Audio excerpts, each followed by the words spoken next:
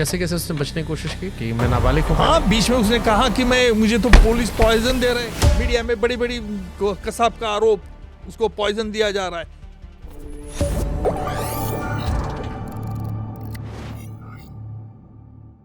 कैसे कैसे उसने बचने की कोशिश की यही चल कि मैं नाबालिग हूँ। हाँ, बीच में उसने कहा कि मुझे तो पुलिस पॉइजन दे रहे हैं। तंदुल की राइस की पाउडर उसने कोर्ट को दिखाई। और हमारे यहाँ तो बहुत ह्यूमन एक्टिविस्ट है ना भाई, तो ज्यादा ही नहीं बहुत ही ज्यादा है।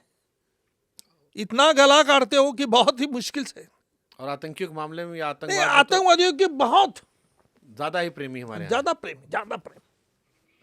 अरे जैसे ही ये कसाब ने कहा कि गुनाह उसने एडमिट कर लिया, उस वक्त तो बड़े बड़े देश के वकील भी चैनल पे आके बोल रहे क्यों Nikam is not accepting his plea of guilt, why is interested to conduct the trial. जैसे निकम को फी की जरूरत थी इसलिए निकम चला रहा था ट्रायल। देखिए, इस प्रकार के एलिगेशंस भी होते हैं। ये ट्रायल चलाना इस प्रकार का इतना प्रेशर, वन मैन आर्मी है। कसाब के एक बचाव के लिए 2 वकील। I was alone. तो जो उधर के वकील थे वो सरकारी वकील थे या स्वेच्छा वाले? नहीं, सरकार ने उनको पैसे दिए थे। Reputed lawyers, both are reputed lawyers. एक ऐसे व्यक्ति को जो लाइव कैमरे पे पकड़ा गया। हाँ, फिर बचाने की तो कोशिश करेंगे उन्होंने। लाइव कैमरा पर पकड़ा गया म्हणजे फायरिंग को तो सुनते देखते कैमरा में, सीसीटीवी में ये तो नहीं आता था ना उस वक्त। क्या क्या चैलेंजेस सर आपको हुए थे इसमें? आप थोड़ा सा, ये एक बहुत इंपॉर्टेंट सब्जेक्ट है क्योंकि आपने बताया जिस हिसाब से कि एक टाइम पे मीडिया भी आपके आ गई, कुछ लॉयर्स आ गए। हम चाहते हैं थोड़ा सा इन डिटेल बताइए क्या क्या चैलेंजेस इसमें रहे और इस दौरान आप किन किन चीज़ों से गुजरे। नहीं, देखिए, कसाब का ट्रायल मेरे जिंदगी में एक बड़ी ट्रायल, सेंसिटिव ट्रायल से। मैं मानता हूं कि मुझे ये सौभाग्य मिला वो ट्रायल चलाने का। मैं ये भी मानता हूं कि उस ट्रायल से मेरी हमारे देश की हर प्रति अच्छे नागरिकों की तार मुझसे जुड़ गई। ये मेरा सौभाग्य है। इस ट्रायल में लोग कहते हैं कसाब की ट्रायल चलाने में क्या बड़ा है, उसको फांसी का तो डायरेक्ट एविडेंस था। हाँ, डायरेक्ट एविडेंस था। मैं भी मानता हूं कि कसाब को फांसी में चढ़ाना यह बड़ा कुछ काम नहीं था, लेकिन कसाब के माध्यम से पाकिस्तान की पुंगी खोलना यह बड़ा काम था। देखिए, कसाब एक शख्स था 10 आतंकवादियों के एक अलग, उसके पास तो हिंदू आइडेंटिटी कार्ड है। 10 आतंकवादियों के पास कलावा पहन के आया था। हाँ, कलावा पहन के आया था जितना हमने सुना है। हाँ, वो आइडेंटिटी कार्ड हिंदू के नाम के थे। 10 आतंकवादी अगर पकड़े भी जाते थे तो दिखा देते थे ये तो हिंदू माइंड टेररिस्ट थे। देखिए किस प्रकार की शैतानी चाल थी। दूसरी बात, हाथ पे उनके रेड थ्रेड बांधे थे। वही कलावा जिसका जिक्र। हाँ, कलावर। अब कलावर बोलते हैं कि हिंदी मेरा कमजोर हमारे है। यहाँ कलावा नहीं, बोलते हैं। मेरे हाथ में भी है। हाँ, यही कसाब नहीं बांधा था ये कसाब का को बांधेगा भाई, मैं हिंदू हूं ना, नहीं, पक्का। नहीं, हमने सुना कसाब जब इंडिया में आया था। हाँ, तब कसाब ने बांधा हुआ था। तब बांधा हुआ था। कसाब ने बांधा हुआ। तो इस प्रकार उनकी पूरी कोशिश रही कि पाकिस्तान का कहीं नाम ना है।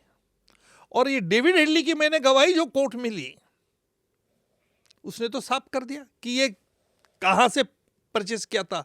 बंबई में सिद्धि विनायक का मंदिर है, वहां से उन्होंने परचेस किया था। क्यों परचेस किया था? उन्हें लश्कर तैयबा ने जमात उद दावा को दिया था ताकि हिंदू लग सके।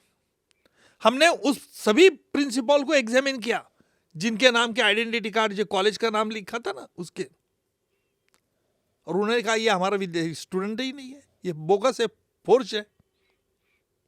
ये भी हमने निगेटिव एविडेंस लाया हमने, क्योंकि उस वक्त ऐसा चल रहा था ना कि ये 26/11 के हमले में हमारे इधर से कोई मदद कर रहा था। ये इस तरह के विचार भी चल रहे थे। कब इसकी ट्रायल में गुस्सा आया आपको लेकिन मर्यादा में रहना पड़ा? जब कसाब ऐसा देखता था ना, मुझे पूछा था ये कौन है। जब कसाब की छवि हम दिखाते थे सीसी बड़े स्क्रीन पे, विटनेस को बोलते थे ना, विटनेस को तो नाम नहीं मालूम था उस वक्त। जो इंजोर्ड विटनेस थे वो आए थे कोर्ट में, उनको हमने पूछा कि कैसे हुआ भाई, हम सीएसटी स्टेशन पे गए, कहाँ गए थे तुम, कहाँ जाना चाहते थे, क्या वजह थी, रिजर्वेशन था क्या? ये सबूत उनका, firstly they are the real witnesses, ये एस्टेब्लिश करते थे। फिर उसके बाद क्या हुआ, 2 लड़के आए, 2 लड़के ने फायरिंग किया। कितने लड़के थे, एक लंबू था, एक बुटका था। अभी मैं तुमको पिक्चर दिखा था उसमें लंबू और बुटका है क्या, देखो। फिर वो स्क्रीन पर हम बड़े दिखाते थे, फिर वो पहचानते, वो लंबू है एक और ये बुटका एक उसमें स्क्रीन पे। मतलब अभी ये दोनों में से कोर्ट में कौन है अजीर, तो वो देखते थे कोर्ट में, तो वो बोले वो बुटका है। फिर उस वक्त जब बुटका कसाब के पास पॉइंट आउट करते थे, तब कसाब कहता था इतना ड्रामेटिस्ट था, ये मैं नहीं हूं, ये कौन है। ऐसे एक्टर से भी हम खेले हैं। अच्छा, मीडिया में एक छवि बड़ी गलत कसाब की पेश की गई कि एंड में उसे रियलाइज हो गया, ऐसा रहा कि उसका ब्रेन वॉश कर दिया गया था, पाकिस्तान से आया वो, पैसों के लिए कहानी जोड़ी गई। बट जब मैं आपको सुन रहा हूँ तो मुझे कट्टर उसमें आतंकी सोच दिखाई पड़ रही, जो वेल ट्रेंड था, कैसे ऑपरेशन दिया जाएगा और उसके बाद कैसे आएगा। 100%। और इनोसेंस का आई भी इसमें नजर आया। नहीं, कोई इनोसेंट नहीं, कोई इनोसेंट नहीं। अरे वो तो फायरिंग में फर्स्ट नंबर आया था उसका। जब उसके हाफिज सईद ने जब फायरिंग प्रैक्टिस ली थी, उसने इकबाली बयान में कहा था, तो he got the first prize. ये हमारे यहाँ के जो बहुत ह्यूमैनिटी ग्राउंड वाले हैं ना, वो कहते वो तो ब्रेन वॉश हुआ है ना, ऐसा हुआ है। यहाँ तो दाऊद को लोगों ने हीरो बना रखा है। हाँ, फिर क्या। और वैसे ही हालत हमारे देश की तो होती है ना कभी कभी। ऐसे लोगों के सही आदमी हो आप। कोई सवाल जवाब सर जिसने आपको चौंकाया हो इस ट्रायल में? नहीं, कोई सवाल जवाब नहीं है। मैं मीडिया से ही बाकी तो कुछ मालूम है तो आपको तो मटन बिरयानी की तो स्टोरी मालूम है आपको। ये सच में बिरयानी से खिलाई गई थी? नहीं। तो ये इतनी क्यों अखबारों में छपी कि कसाब को बैठ के बिरयानी खिला रहे थे? क्योंकि हमने कहा है थी बात में न्यूज। आपको लगता है कि किसी मीडिया ही ऐसे फंडे करते हैं? हम भी फंडा चला एक फंडा। और कैसे चला है? ये आपने चलवाया था? हाँ, फिर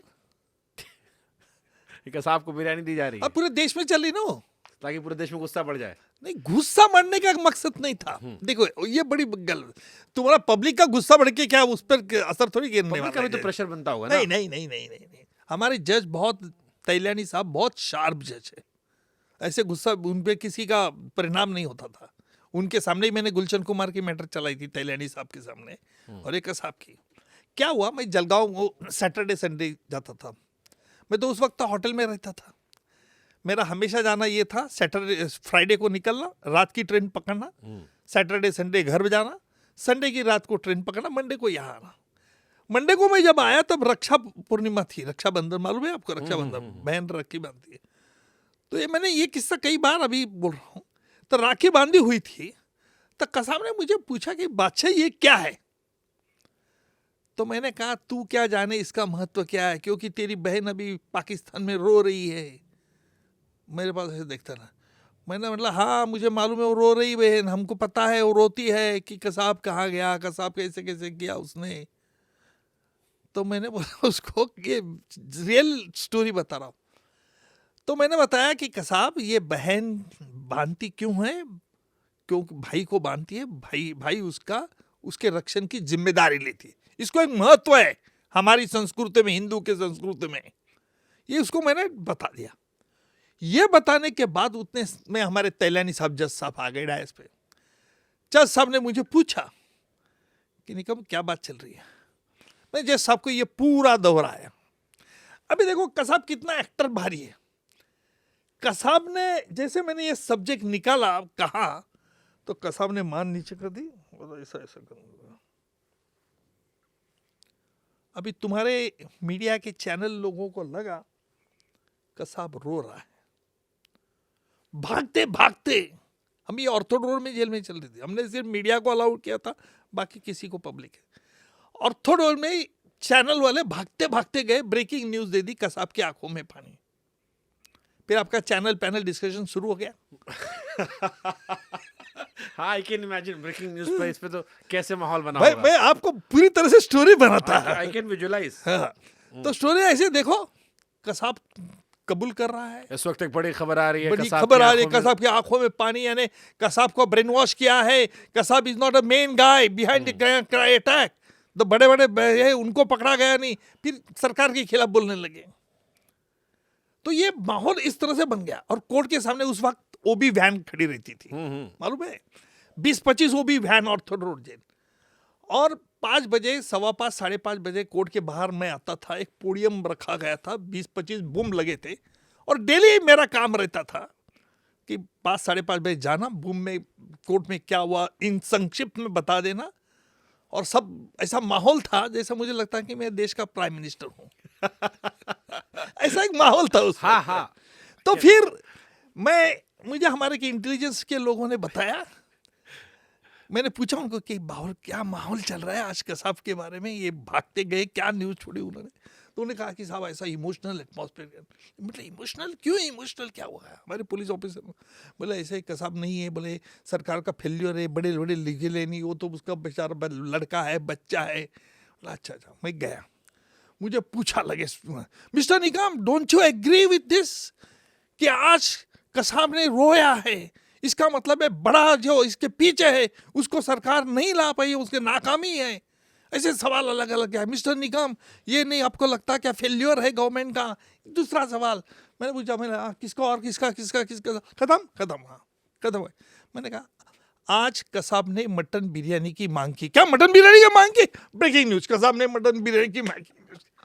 चैनल पैनल डिस्कशन, देखो कितना खुखार आतंकवादी है, इतने लोगों की ये लेने के बाद भी मटन बिरयानी मांग रहा। एकदम से आपने वक्त बदल दिया। मैंने सिर्फ बोला मटन बिरयानी की मांग की, राजनीति वालों ने चला दी बात न्यूज कि सरकार उसको मटन बिरयानी दे रही है। मैंने कभी नहीं कहा दे रही है मटन बिरयानी। दूसरे दिन कोर्ट में आपको भाई मीडिया कोई आता ऐसा नहीं है फंडा, हम भी शातिर आपके जैसे हैं। साहब दूसरे दिन कोर्ट में उसके वकील ने सवाल खड़ा कर दिया कि ये निकम साहब ने मटन बिरयानी की बात कही, उसने मांगी। बोले कसाब तो मेरा क्लाइंट है, बोले मुझे मांगे नहीं, बोले इनको कैसे मांगे? जज ने मुझे पूछा, यस मिस्टर निकम